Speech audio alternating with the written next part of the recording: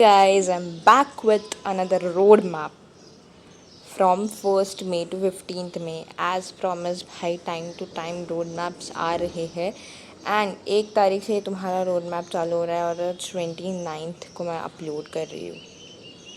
तो देख रहे हो तुम कंसिस्टेंसी, इसी के लिए एक लाइक और सब्सक्राइब कर दो।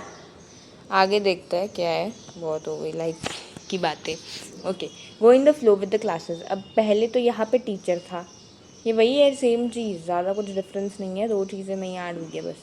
क्लासेस के साथ तुम्हें क्या रहना है, फ्लो में रहना है। पर अगर तुम सेल्फ स्टडी वाले स्टूडेंट हो और तुम टीचर के ऊपर डिपेंडेंट हो, एक तो सेल्फ स्टडी वाले बच्चे क्या करते हैं, वो एक तो यूट्यूब से पढ़ लेते हैं या खुद रीड करके पढ़ लेते हैं। तो तुम लोग अगर ऐसे टाइप के स्टूडेंट्स हो जो यूट्यूब और रीड करके पढ़ लेते हो, तो तुम लोग वैसे ही पढ़ो, यूट्यूब से पढ़ लो या रीड करके पढ़ लो, बट आगे के चैप्टर्स करो। अभी सपोज़ तुम्हारा फिज़िक्स में लाइट जो है वो आधा हुआ है, तो तुम पूरा कंप्लीट कर लो, ऐसे कुछ कर सकते हो मैनेज। डाउट्स है तो यूट्यूब, भाई भर भर के पढ़ा है यूट्यूब के ऊपर। एंड अगर तुम ऐसे बच्चे हो जो स्कूल टीचर के ऊपर डिपेंडेंट हो, तो भाई तुम लोग को भी यूट्यूब से ही पढ़ना पड़ेगा, क्योंकि स्कूल टीचर अभी तो पढ़ाएंगे नहीं। तो यूट्यूब पे डिपेंडेंट हो जाओ, यूट्यूब पे बढ़िया सा कंटेंट मिल जाएगा। एंड मैंने हर चैनल, मेरे चैनल के ऊपर हर सब्जेक्ट की स्ट्रैटेजी में मैंने कुछ चैनल्स रेकमेंड करे हैं तुम सबको, जो कि मैंने यूज़ किए, लाखों बच्चों ने भी यूज़ किए, वो भी है। एंड मेरे दोस्तों ने जो यूज़ किए वो भी है। तो it's a proper research for you all guys. उसके बाद ये तो वही है, लेक्चर को अटेंड करना, नोट्स को रीड करना। अब नोट्स कैसे बनाने हैं इसकी पूरी वीडियो और भी अपलोडेड है।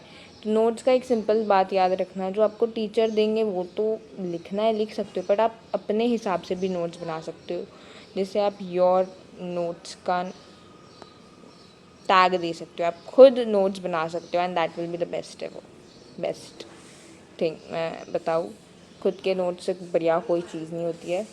एनसीईआरटी को सॉल्व करो टाइम टू टाइम। एटलीस्ट इस वेकेशन में एनसीईआरटी तुम्हारी 2 बार सॉल्व हो जानी चाहिए, पूरी नहीं, जो सिलेबस हो गया है उसकी। और दूसरी चीज़ मैं बता दूँ, CFPQ क्वेश्चन, मतलब कॉम्पिटेंसी फोकस्ड प्रैक्टिस क्वेश्चन, जो कि आपको इजीली मिल जाएंगे CBSE के वेबसाइट पे। इसकी एक्चुअली वीडियो मैंने अभी तक अपलोड नहीं करी है, मुझे करनी है, I am planning to do that. Then question bank, ये दोनों की क्या से मिलना है, क्या मिलना है, ये वीडियोस आ जाएगी आपके पास। तो ये ज़रूर से सॉल्व करना, competency focused questions and question bank. I'm sorry for that disturbance which is coming from back side। Her society की कहानी है, मैं तो बोलूँगी, थोड़ा प्रॉब्लम है, सॉरी फॉर दैट। अब ये क्या लिखा है, ऑलमोस्ट हाफ ईयरली का सिलेबस फिनिश कर देना है। देखो हाफ ईयरली में तुम्हारे क्या क्या पूछते हैं, ये तुम्हें एक आइडिया तो होगा।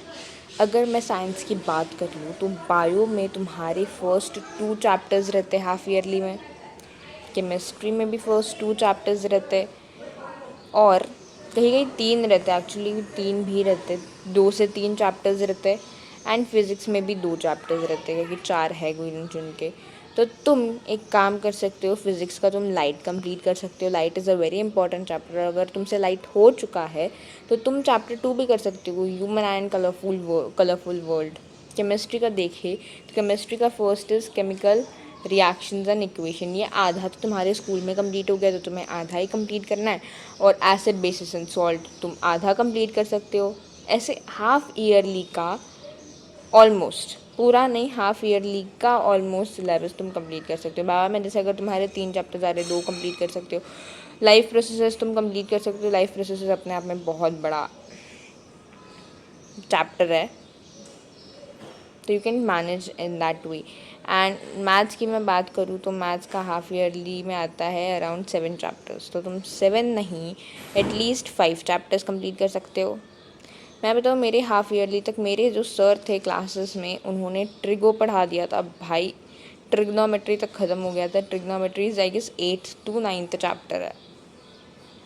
एनसीईआरटी को 2 बार ज़रूर से सॉल्व कर लेना। और ये क्या है, ये देखो, अरे खुल जा, देखो मैं बोल रही हूँ कि आपको हाफ ईयरली का ऑलमोस्ट सिलेबस कंप्लीट करना है, पर ये चीज़ मेक श्योर करो कि आप 100% क्लैरिटी के साथ सॉल्व करो। ये बात नहीं है कि मुझे सॉल्व करना है इसलिए मैं सॉल्व कर रही हूँ, मुझे ख़त्म करना है इसलिए मैं कंप्लीट कर रही हूँ, नहीं। आप सिर्फ फिज़िक्स में एक चैप्टर करेंगे इनफ है, बट वो ऐसा होना चाहिए, वो पूरा क्लियर होना चाहिए, वहाँ से कितने भी डेप्थ में क्वेश्चन पूछ ले आपको आना चाहिए।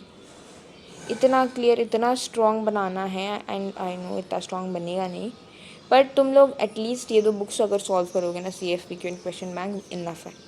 एंड NCERT 2 बार, ठीक है, तो बहुत ईजीली हो जाएगा। और हाँ, ये बात मत करना कि अभी मैंने एग्ज़ाम्पल 2 सॉल्व किया फिर से मैंने एग्ज़ाम्पल 2 सॉल्व किया, नहीं, ऐसा नहीं करना है।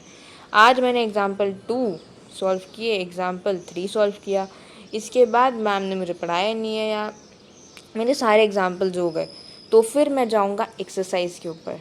एक्सरसाइज भी सारी हो गई, एक्सरसाइज के बाद मैं फिर जाऊँगा कॉम्पिटेंसी फोकस्ड क्वेश्चंस के ऊपर, ये भी हो गए। क्वेश्चन बैंक, ये भी हो गए। नेक्स्ट डे, एक्चुअली इतने हैं नहीं इसलिए मैं बोल रही हूँ ये भी हो गए, ये भी हो गए। थोड़े डिफ़िकल्ट है, स्टैंडर्ड लेवल है, ईजिली सॉल्व कर पाओगे। डाउट्स होंगे तो पूछ लेना टीचर से। फिर नेक्स्ट डे आता है, नेक्स्ट डे एक्सरसाइज हो गई, फिर मैं एग्जाम्पल सॉल्व करूँगा, नेक्स्ट डे कोई और सब्जेक्ट उठा लूँगा। 3-4 दिन का मिनिमम गैप आपको रखना है। आज मैंने सपोज़ फिज़िक्स किया तो उसके 3-4 दिन बाद मैं फिर से फिज़िक्स के एग्जाम्पल्स करूँगी, ठीक है, फिज़िक्स के एग्जाम्पल्स या exercise whatever. And NCERT reading की हैबिट रखो। हाँ, ये मेरी बड़ी गलती है, मैंने NCERT रीड नहीं करी थी, तो NCERT रीड करने की हैबिट आपको रखनी है। Make sure that, and that was it for today's road map. ये चीज़ें करो। बाकी आप सोच रहे होंगे PYQs कब करने हैं, PYQs कब करना है, तो मैं बताऊँगी कब करना है। Till then do follow the channel if you are new, and do like the video if you find this video a little bit of helpful, and also video को शेयर कर दो अपने दोस्तों में so that उन्हें भी थोड़ा ज्ञान मिले। And that's it for today. मिलते हैं नेक्स्ट वीडियो में, तब तक के लिए बाय बाय।